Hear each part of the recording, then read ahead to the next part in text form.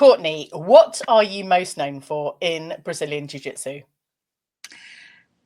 If you'd have asked me about 2 years ago, I would have said close guard or an armbar.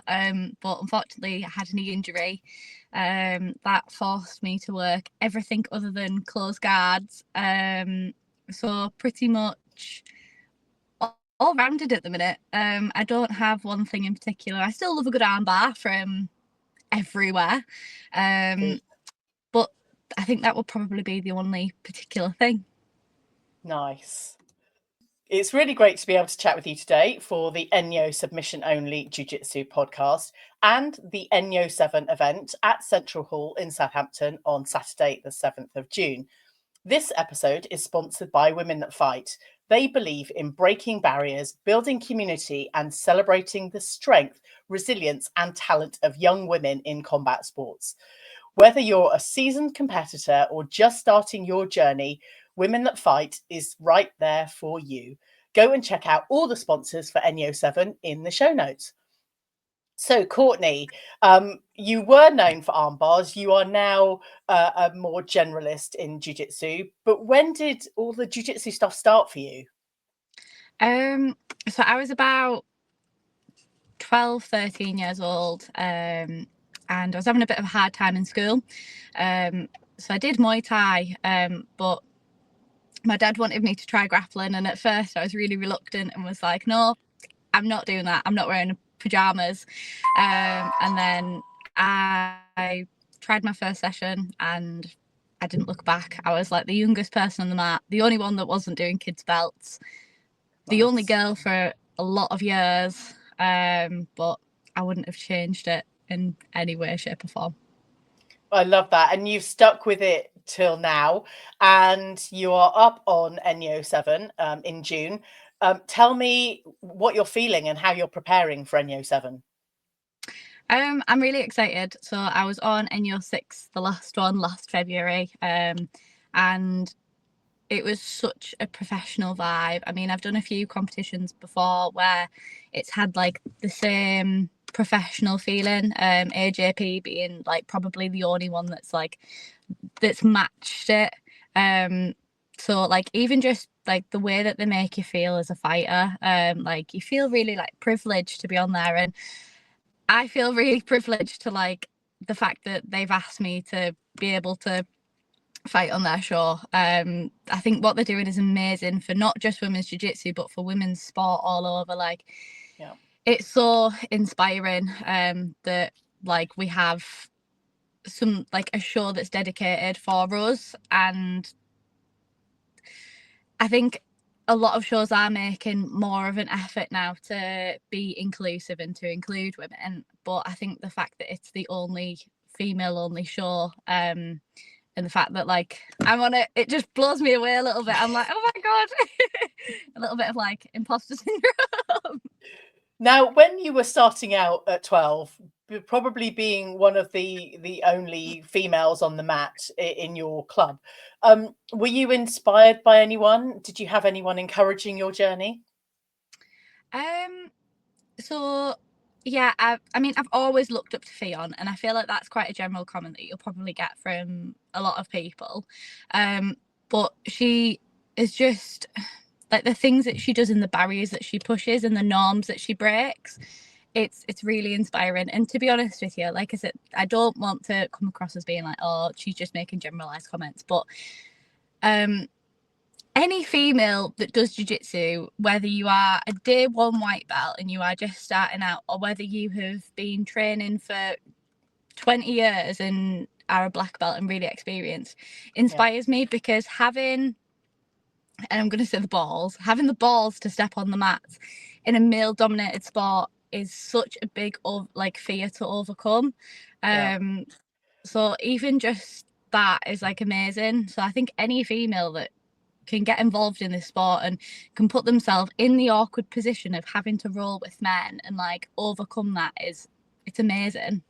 Yeah, I think that is very worthwhile reiterating that anyone taking up this sport, you know, you've kind of overcome your own barriers to stepping on the mats, whatever it is, whether it's, you know, as a teenager and some of the fears that the kind of younger ones hold, or even us, you know, masters or kind of pre-masters, competitors and hobbyists have. But stepping on those mats and just keeping going throughout that whole journey, what has kept you engaged for this long? Um, it's been a long journey over the past sort of like 8 years, I want to say. Yeah, So I started out with my dad. Me and my dad, it's always been me and my dad. I don't have the best relationship with my mum. Um, and he was the one that inspired me, kept me going. So my dad's a paediatric nurse, so there was a few times a week where he wouldn't be able to take me to training, and it was like 25 minutes in a car, so I'd cycle to training because I just wanted to be there. Uh, and then I met my husband, who is a black belt. So he inspires me. I mean, just being able to train with amazing people, like yeah, the amazing people that have been able to train with over the years, inspires me and keeps me going. But I was really fortunate that a few years ago I got a job in Abu Dhabi, and I was able to train with the national team. wow, So that was a massive inspiration that kept me going. We only did gi over there, which is quite controversial considering no gi's really big at the minute. yeah, But yeah, that really made me open my eyes and see it from a different perspective, because everything's so different over there. yeah. Tell me about that experience and what makes training in Abu Dhabi so different. Um, so the girls are amazing. They're so dedicated. I mean, they represent their country. Um, it it was very hard training, and it was a different kind of training to over here. So we would do a lot of speed drills, which I know is quite common to do. But it was just the intensity. Yeah, So we'd train 2 to 3 times a day. So that wow, was quite intense.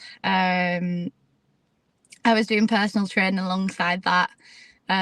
So I was just knackered every day. But yeah, it was a different lifestyle, and like the build up to competitions, because so they all fight under AJP. So I did a few competitions when I was out there. I did the AJP National, Abu Dhabi National, and like the build up to that competition, it was so intense, and I don't usually get nervous for competitions. Usually I'm quite yeah, relaxed. But I think because I knew literally how much blood, sweat, and tears I'd put into that competition, it made me a little bit nervous to be like, oh, like, come on, you've got to do well. And I really surprised myself. Like, I felt like I wasn't getting better and I wasn't training like to my best ability, and it yeah, really it sent me quite sort of south, and like I was just a bit down about it. But I came out winning a gold medal, and it wasn't easy, but it was easier than I expected it to be. And yeah, it was just a bit crazy. Like, it was a really good experience. Like, I wouldn't change it for the world. I loved it. The girls amazing. were amazing over there. They were so inclusive. Like, it was quite hard because I was the only one that wasn't an Arabic girl, so I didn't really understand from them, but they also didn't understand from me, who's sort of like quite Western, quite open. They were all quite sort of closed, but they welcomed me with open arms, and they were so friendly. I was really, really so fortunate to be able to get the experience that I did. Amazing. Now, you talk about feeling nervous. Some of us might feel nervous stepping onto a competition mat. And how did you deal with that? And do you have any advice for anyone stepping on to a competition mat or an invitational like ENYO 7 to deal with nerves? Yeah, I used to get really nervous before competitions, especially at white belt, and to the point where I would literally want to pull out of the competition before I go and step on the mat. It was really horrific. It used to make me feel really sick, and I know that's quite common. Um, but I've had some major growth, because now I can just step onto a competition mat and not even get that adrenaline feeling and just go in really like clear-minded. I think as a lower belt, a white, a blue belt, people want to go a little bit sort of like hell for leather, which can be a bit overwhelming because you're like, well, I don't want to get injured.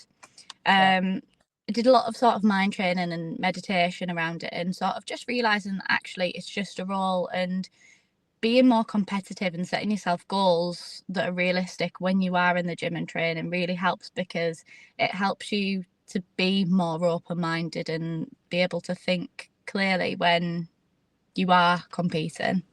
Yeah. Fantastic. Thank you very much for that. We will continue in a moment. This is the ENYO Submission Only Jiu-Jitsu podcast with me, Lou Temlett, talking with all of the upcoming ENYO 7 competitors. One of the things that would really help this show grow is by you subscribing on whichever platform you're on: YouTube, Spotify, Apple Podcasts, or Amazon Music. If you could do that for me right now, I would be forever grateful. And as always, go and check out the clips on YouTube and Instagram at ENYO Grappling. Today, I'm having a chat with Courtney Kaye.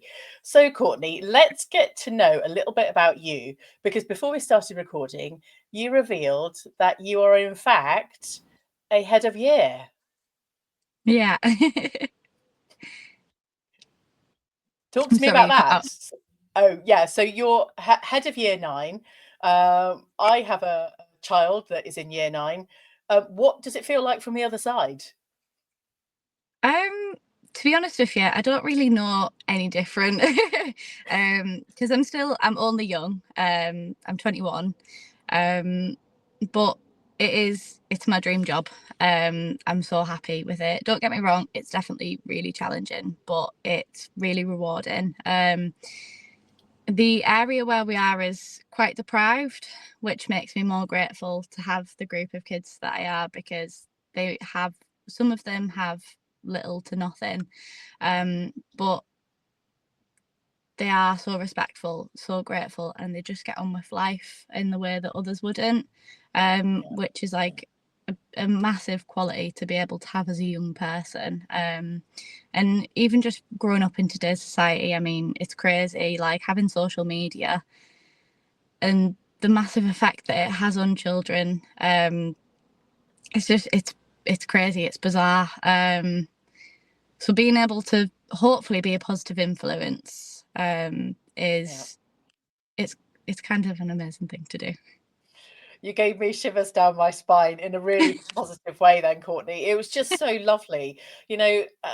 Bringing on the next generation is just so important for all of us to be role models in our own right, whether we're parents or whether we're, coaches in jiu-jitsu schools or involved with education or just fellow peers of these young people. It's just so important to, work hard, train hard, be a kind and good person in that sense. What made you want this to be your dream job? So from being maybe 15, I did the kids classes at my old gym, Celty side, and I assisted coaching, and then I moved up to doing 1 day, 2 days, and I've always had such a passion for teaching. And then I went and I did my A levels, and I was so passionate about, I want to be an English teacher. I want to be an English teacher. And then I came back from Abu Dhabi and I did some teaching. After I'd done my qualifications over there and stuff. And I came back, like I said, I did some teaching, and I love being able to pass on that knowledge. But there's just something really, really powerful and really special about being able to be there for someone in sometimes the way that nobody else is, and being able to be part of like what we would call a pastoral team. Some of these kids have got no one, they go home to no one, so being able to be sometimes that influential figure that they need and that they'll remember it's insane. Like, I think we take for granted what we do have in life and what some of these kids actually don't have, that like a necessity, the bare minimum. So being able to be there and just give them 5 minutes of your time every day so that they can get off their chest what they need is, yeah, it's good. I love it, and I wouldn't change it for the world, even if sometimes I might be having like a crisis moment when like screaming no down the corridor. I love it. I love it. Thank you for sharing, because I think, you know, we're getting a real sense of the passion and the kind of bringing on the next generation and just being there for them, as well as being there for yourself. Because at 21, you've achieved a great deal so far, which I am, you know, just in awe of. But it doesn't end there, does it? Because again, before we started recording, I discovered that you're off on a Duke of Edinburgh Award trek to kind of sort out the upcoming everyone doing Duke of Edinburgh's expeditions. Yeah. Talk to me about that. So, well, overall, our goal is, so in July, I'm taking 6 students out of my year group to Norway on a walking expedition. Wow. So we're going to be away for 8 days, walking, hiking and canoeing the coast of Norway. So in preparation for that, the kids are going to do the DV expedition. So yeah, I'm off out after this to go and like have a look through the routes, make sure that it's all appropriate for them. And I mean, it is, because we've already checked it, but I just want to be able to know that they're in safe hands. I love that. When you mentioned Norway and then the fact that you were going off a trek, I was like, you haven't got time to go to Norway and come back. No, it's crazy. Life is crazy. It's so busy. And what are you doing to prepare for ENYO 7 aside from doing lots of trekking and walking? What's your training schedule looking like, Courtney? It's very hectic, to be honest with you. So I train with my husband, who I mentioned earlier. He's a black belt. So I do some training with him. But I've recently started training at a new gym in my area, the Grappling Society, and they've been amazing with me. So at the minute I'm sort of going between the two, and then I have obviously like my gym schedule, my weight training, my cardiovascular training, running around with the dog, and going out on walks. It's just a bit hectic, to be honest with you, but underneath all of the busyness of it, there is some form of routine that I'd crumble without. I agree. Routine saves us all. Even if we really don't like routine and we want to do last minute things, having a routine and a schedule for our life just takes away the stress of some of those things that we have to do to maintain motivation. Absolutely. I was going to say something else. What's that? I don't know. Oh, you mentioned about meditation. Now, is that part of your schedule, or now because you've overcome the nerves, meditation doesn't feature quite so much? I mean, it depends what meditation is to you and to other people. I like to, before a fight, I'll get my headphones and listen to sort of some like lo-fi music, and just be able to sort of like find that inner self and be able to sort of have that conversation with myself and just be like, no, like this is my fight. I've trained really hard for it. Like whatever the outcome, there are small wins, whether that's that I managed to get a takedown that I've been working on for months, even if I did lose or whatever it is.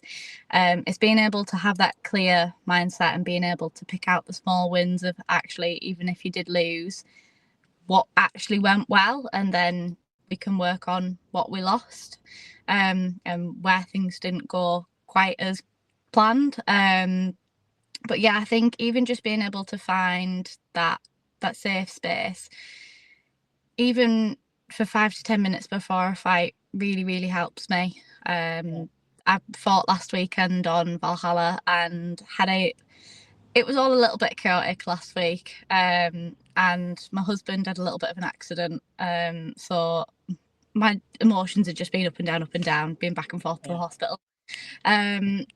So when we got there, just having that 10 minutes to myself to just be like, recollect myself and focus and be able to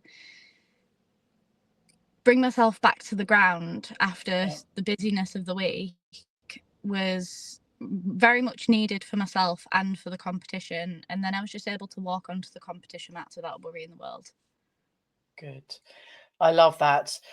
Any final advice for yourself or anyone listening before they approach ENYO7, either as a competitor or as someone coming to enjoy the experience?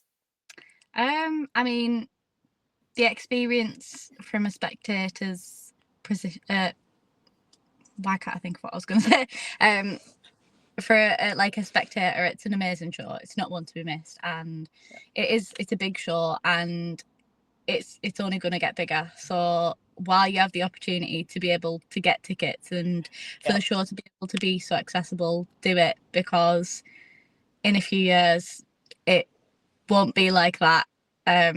It's amazing to be like a competitor on the show and to be able to be a spectator of all, like speaking from both sides, like just the way that you're treated with such respect as a fighter, where you usually wouldn't be in a competition.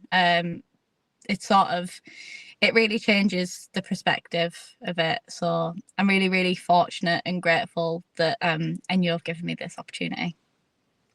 Courtney, thank you so much for speaking with me today. I wish you all the luck. I will be there cheering everyone on, especially you, Courtney, at ENYO7. And it's been great chatting with you. Hopefully we'll chat again soon. Yeah, thank you very much for taking the time to speak to me. You're welcome. I hope you enjoyed this episode. Tell your friends about this show. And as soon as this episode ends, I'd really appreciate you dropping the show a rating and a review. Thanks again for listening. Catch you on the next episode of the ENYO Submission Only Jiu-Jitsu podcast.